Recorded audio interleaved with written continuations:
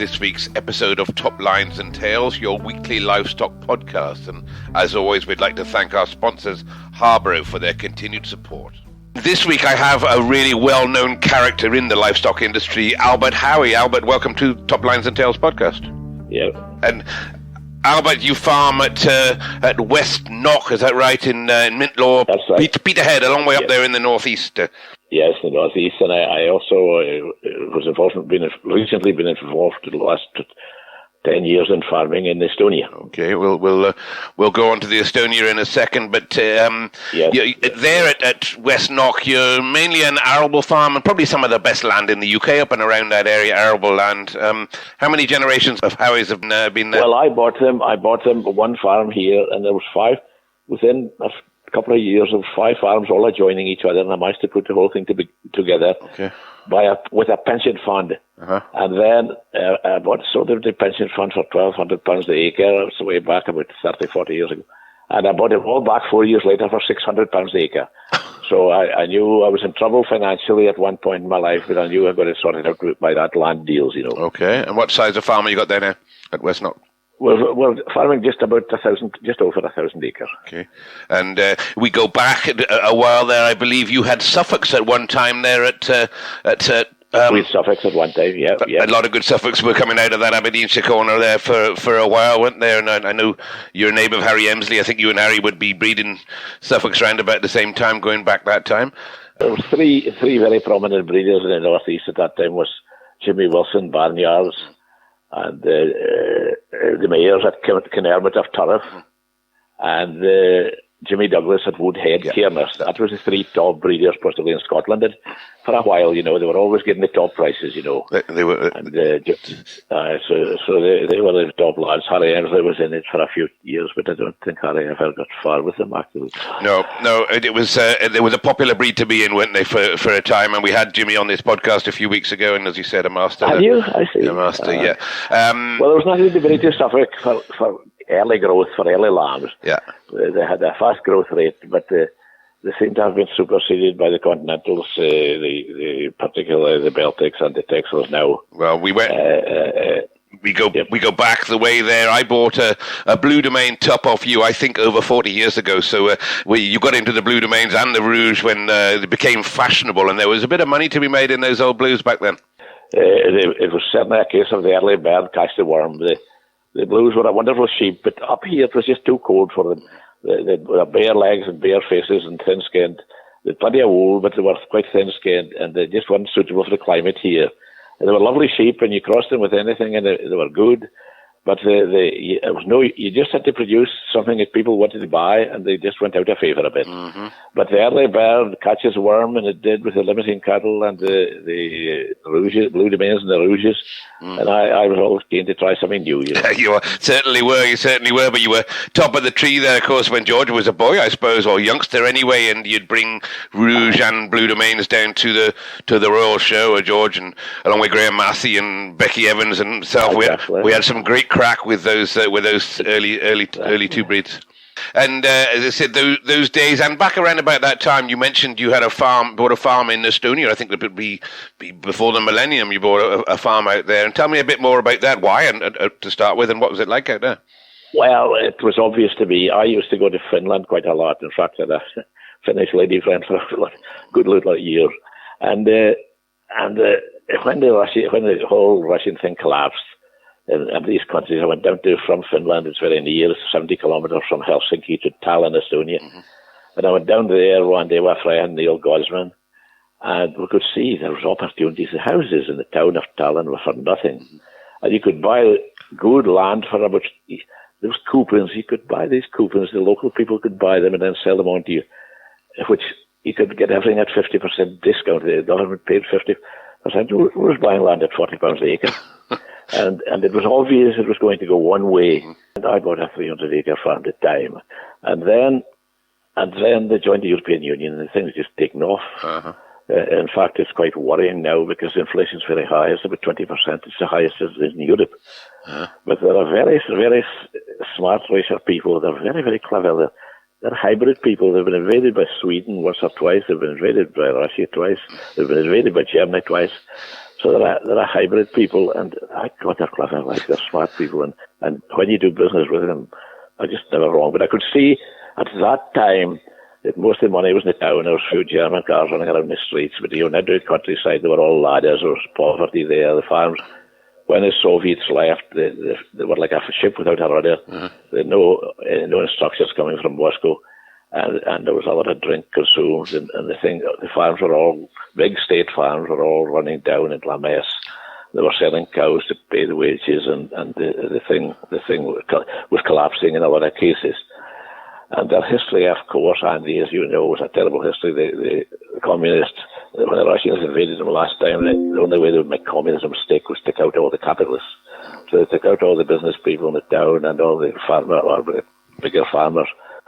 Just took them to Siberian trains and knocked down their farmsteads and made them into huge state farms, which was a terrible thing to do, but for moderate farming, it's ideal, actually. You know, there's huge fields, some of the fields 500-600 acres. And there's it's a sandiness about the land, but it's quite good, and sometimes it gets a wee bit dry in the summer. But the yields are coming up. But you were farming that. Do you still have that land out there? Because you were farming, you'd be farming the farm out there. No, I wasn't. I could see. I sold it, and I invested in more property in the town of Tallinn. Okay. And then I was invited, because I had a bit of experience, and I was from Britain, and also had property in the town of Tallinn. I was invited to join a very, very big farming operation called Trigon Dairy Farming in Estonia. And they were at 20,000 acres, and they were milking 3,500-4,000 cows. There were 7,000-8,000 black and white animals on the farm. And the buildings were all new, because the Estonian government, when they joined the European Union, they got 40% grants to build new buildings, and the Russian buildings were too short. Some of them were too short for the cows, because they had little red cows, but the big Holstein cow needed it. So the buildings, they rebuilt the buildings on a new greenfield sites, and today they're milking. And I've been in it right up till just a week. Well, I've just come out. There was a big company called Trigon Capital, which had about 12 million in it, and there was a Finnish family that had about 12 million pounds in it. And there was two little lads like me and every euro you had in it was a share.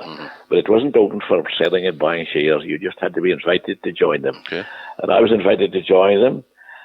And but Trigon Capital, the Finnish family, they made a fortune selling all that. They had creameries in Finland and Estonia and Latvia and other countries. Right. And they sold out to Unilever, so they had money. And there's something else to do with the money. So they decided, Trigon Capital decided to buy the whole thing themselves if we would sell.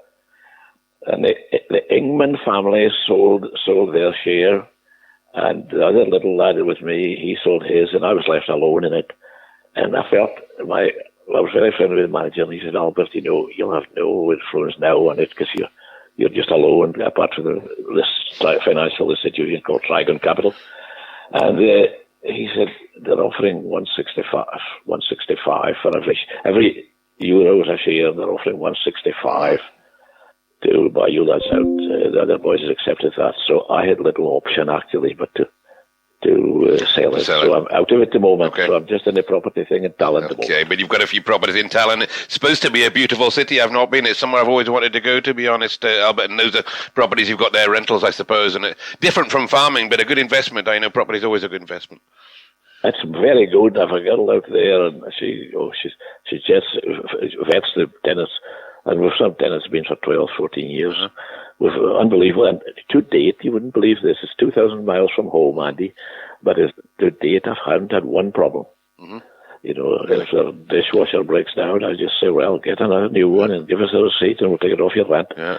And they'll respect your property there. If I'd done it in Aberdeen, I would have had a nightmare possibly. I've got some in Glasgow, and I know exactly what you mean. So it sounds like I've got mine in the wrong place. They do respect your it's unbelievable. Like they're so good to do business with. They finish. There's a lot of Finnish influence down there now, and Finland has the second highest standard of living in the world. Yeah, certainly. Finland has. They've taken great pride in being classless. They've no lords and ladies nor monarchy or nothing. But and they're amazing. As you say, you can just jump on a helicopter from Tallinn and be in Finland, be in Helsinki in 10 or 15 minutes. So there's a lot of obviously Finnish coming down there for that reason. There's a lot of older Finns coming down to retire, which the houses are still a bit cheaper there. Yeah. Than that and Helsinki, you know. So no, it's been a very good experience in my life, Andy. So that's the story about my foreign adventure.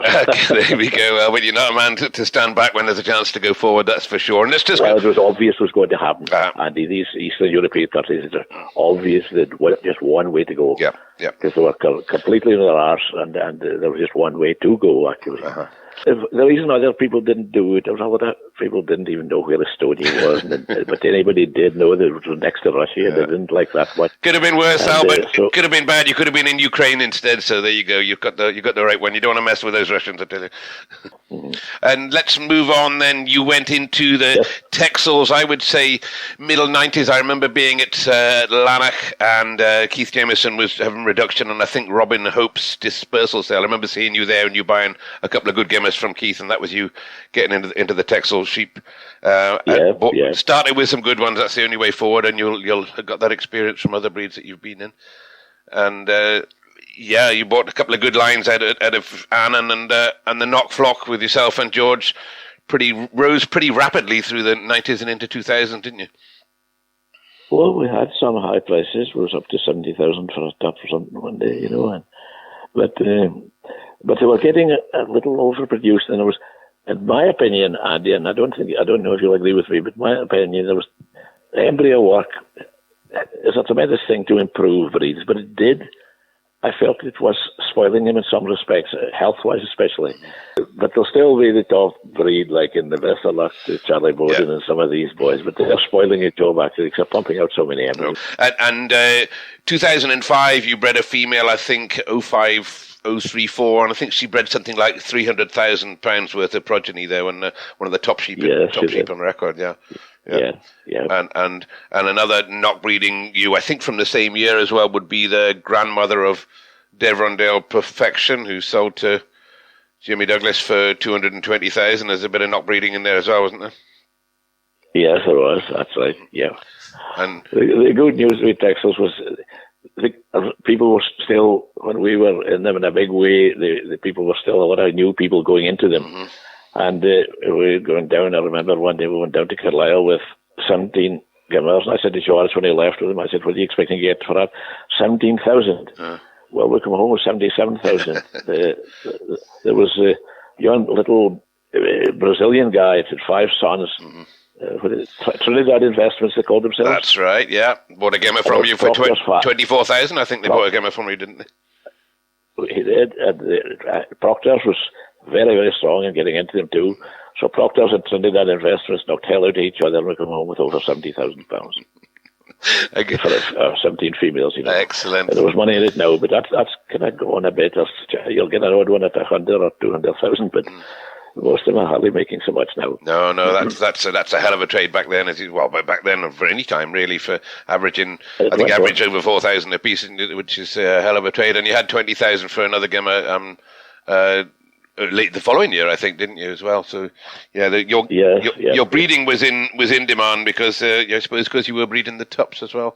You mentioned you had 70,000 for a ram, and that was a ram called Will I Am, and that went to Charlie Bowden at Sportsman's. And Charlie's some man there, isn't he? He's not frightened to spend when he sees the right one, and always a good customer.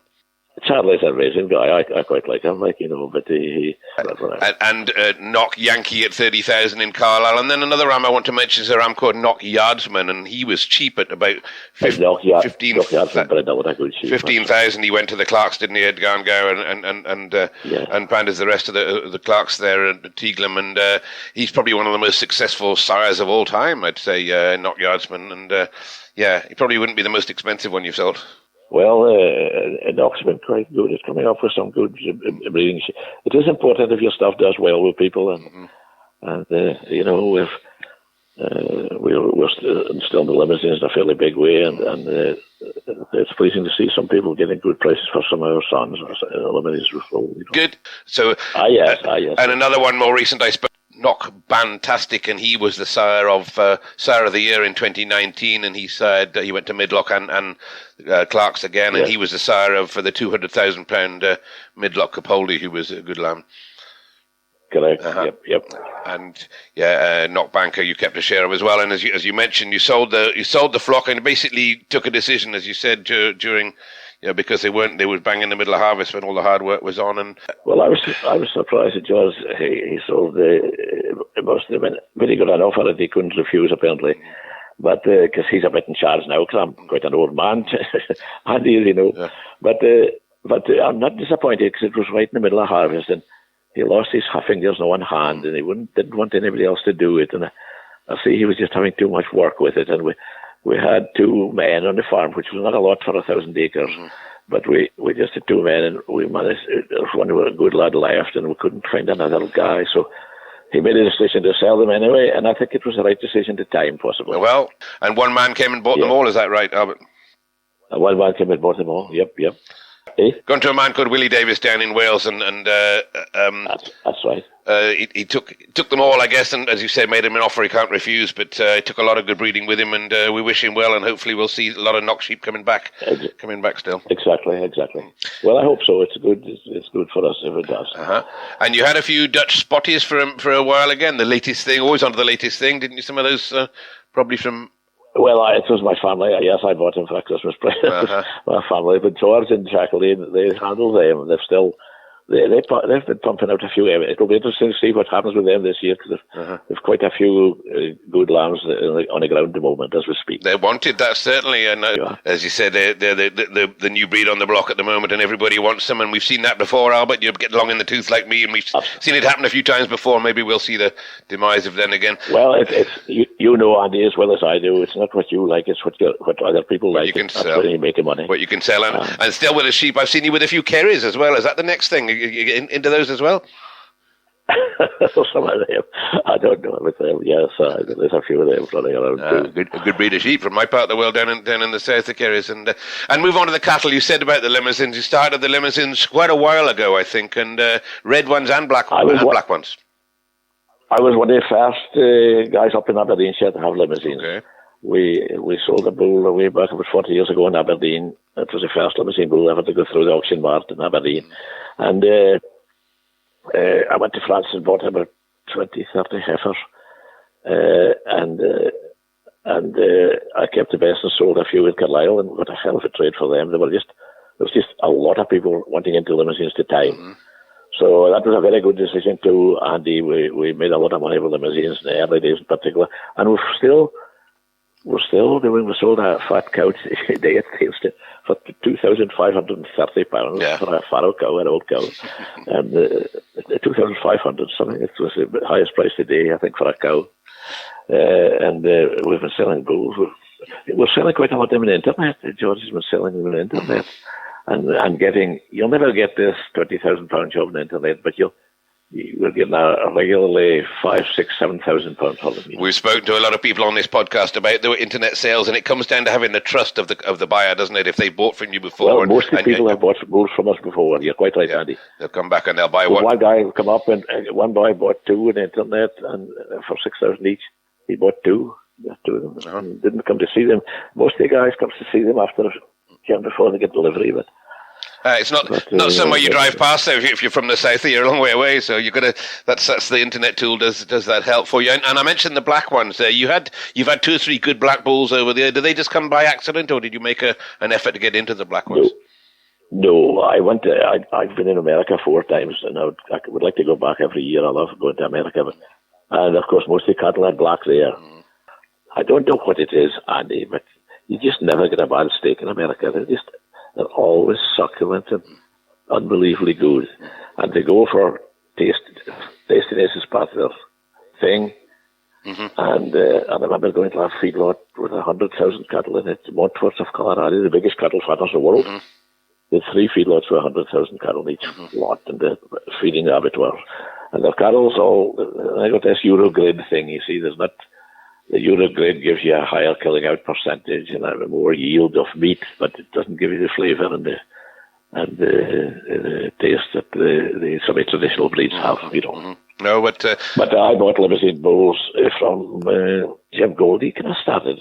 He was one of the first lads with black ones, and I own a new house. We had a bull called Newhouse Billy. I paid 18,000 for him, and oh my God, they were easy sold. Those people get to try them out, but I've never come in much. But my attraction to them was they were polled. Most of them were polled, and well, people with black cattle, like black cattle, are favoured by some people. And it's been a very good decision. We still have black bulls here, and we're still a big demand for them. In fact, we sold a bull yesterday, a black bull. Some people prefer them. Yeah. No, I know you were down in Carlisle. I think I saw you down there a while back with a bull and made 12,000 of him, and a damn good beast he was. And you've had champion at Stirling a few times. Nickel, I think in 2018 was 11,000, and champion again in Stirling. With a champion with a black bull at Welsh Show, and Esmer Evans bought him. We got 17 or 18,000 for a black bull. And Esmer, and he's been working at black bulls too. So you see, some of the limousines maybe we're going over the top a wee bit with too extreme, too big bums and getting a bit Belgian blue looking, and they were maybe losing some of their calving ability. Their main criteria was easy calving. They weren't going to be pulling calves in the middle of the prairie, and we could learn a lot from America with beef production. Certainly we do, and we are, and obviously they're big on their figures now, and the figures are starting to be more meaningful as well as the time goes on. But yes, easy calving is the way. But as you said, you've still got the limousins there. How many limousins you running there now, Albert? How many cows? 60 cows. Oh, yeah, okay. Increasing them gradually again. Limousins is one breed that seems to be getting more in demand than our local market in Aberdeen, Saintston. It was mostly cattle were used to be Charlie crosses, but today there'll be 90% of them nearly Limousin crosses now in the store lane. The Limousin bulls are getting taken over a bit for Charlies in this part of the world. And as you said, if you can sell them at home, and it's an easy job as well, or easier job anyway, if folks come and buy them, especially on the internet. We were at America last time. We went to Kansas, and round about Kansas in America, I didn't realise that the farmers are all German origin. In fact, most of the migrants from Europe came from Germany, actually. We used to think it was Scotland and Ireland. It was German. But we had a wonderful night in Hall of Fame, and it went to Eddie Galanders, and of course Eddie used to Aberdeen Angus the core. Yeah. And was invited to Hall of Fame there, and barbecues, barbecues, or ranchers and cowboys all with us, and we had a wonderful night, one of the best nights I've ever had in my life. Tom Burke. So this guy, Tom Burke, he was an auctioneer. He was about 7 feet tall and 5 feet wide, huge man, giant, and we'd all their names on the lapels, and we'd just say a speech about what we did in Scotland. So I said, well, I grow malt and barley to make decent whiskey for you guys to enjoy compared to your stuff, and we have Texel sheep, and we have Limousin cattle, and about 100 cows a day, and 100 Limousin cattle. And after it all, I was the last to speak. Over 30 people that came from the trip, and there was a statue of Christ at a stone wall away in the back, and of course, this was Aberdeen Angus Hall of Fame, the biggest cattle society in the world was Aberdeen Angus, apparently. Yep. And Tom Burke says to me, now Albert, he said, you go over to that wall, there's a statue of Christ there, go down on your knees and ask forgiveness for breeding Limousin cattle. He's some character, Tom. I'm doing a bit of business with Tom myself, and he is some character, isn't he? Let's move away from cattle a little bit, Albert. One of your other jobs or hats that you've worn, you said, is you were a councillor on the Aberdeenshire Council for a while, and didn't you have a little bit of a run-in with Donald Trump? Tell us a bit more about Donald Trump. Well, I was in favour of Donald Trump coming to Aberdeen. Alex Salmon, our local MP, he went to America and try and get Americans to invest in Scotland, and. So Donald Trump, I think, was one of the first guys to appear. And of course, we didn't know much about Donald Trump at that time. But when a planning application comes up, you don't consider the person at his application. You pretend the application, what is going to affect the area, and if it's going to be good for business or bad for business. And I didn't maybe realise that Donald is enough a guy, but was delighted to have him come. And I couldn't understand people that didn't want him to come to Aberdeenshire. I thought it was a no-brainer because here we have a guy that appeared to have plenty of money, and he was going to be spending a fair bit in Scotland, so it was a no-brainer to me not to support him. Fair enough, you did. A lot of people didn't, I don't think, but eventually it was a bit... But he got the support, you see, and the press was very tough, and the guys that didn't support him, they put him in as turnips or something like that, turnip heads or something. Certainly, yeah. I couldn't see it was a no-brainer to me because Scotland's the home of golf, and I thought if it brought in the Cricket Open and some of the international things that are going in Aberdeen and all the good business. Do you get invited for a few free rounds around his course, do you, Albert, or is that not a game you play?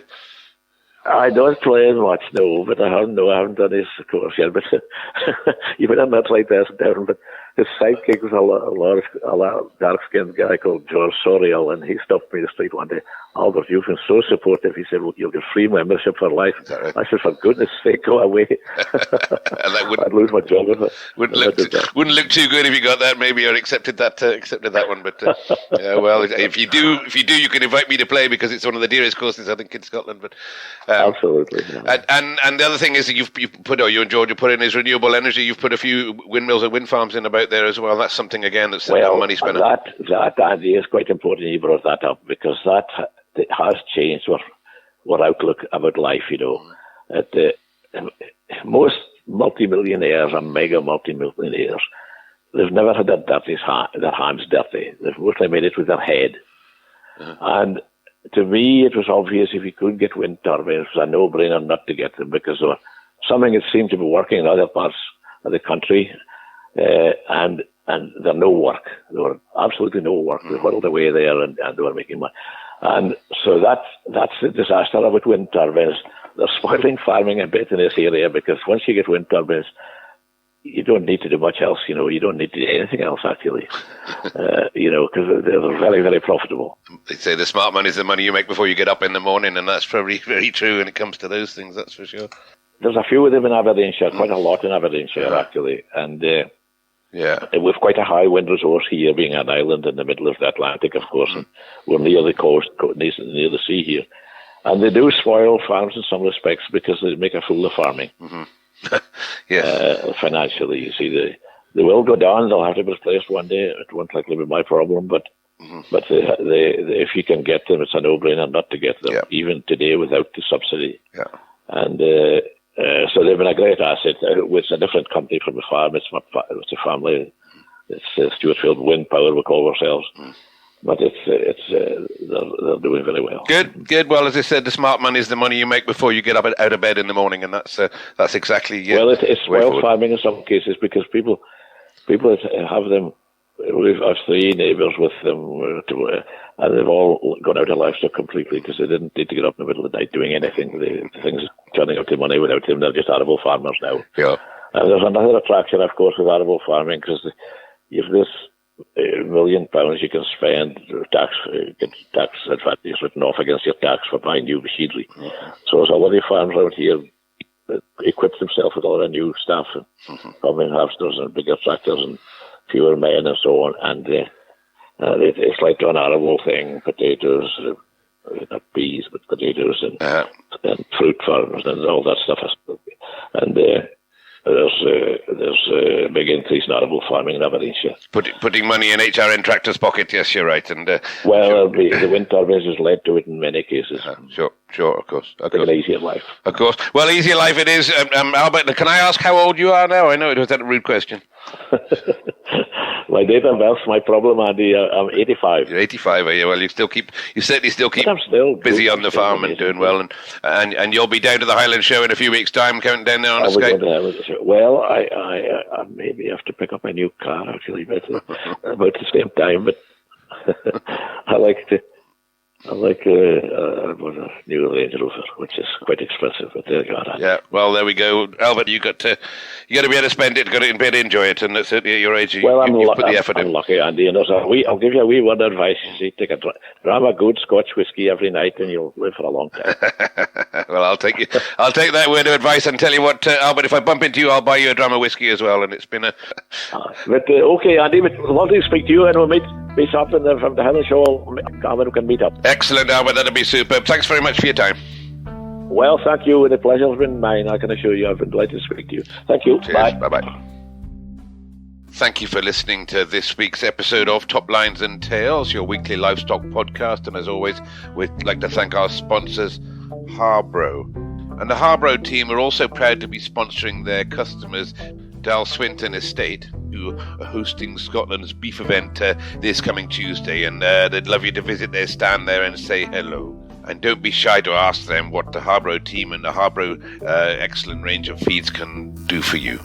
If you can't make the beef event, then look them up on the internet or on social media. And while you're on social media, don't forget to look out the Top Lines and Tails Facebook page, where you'll find more information to back up this and other episodes.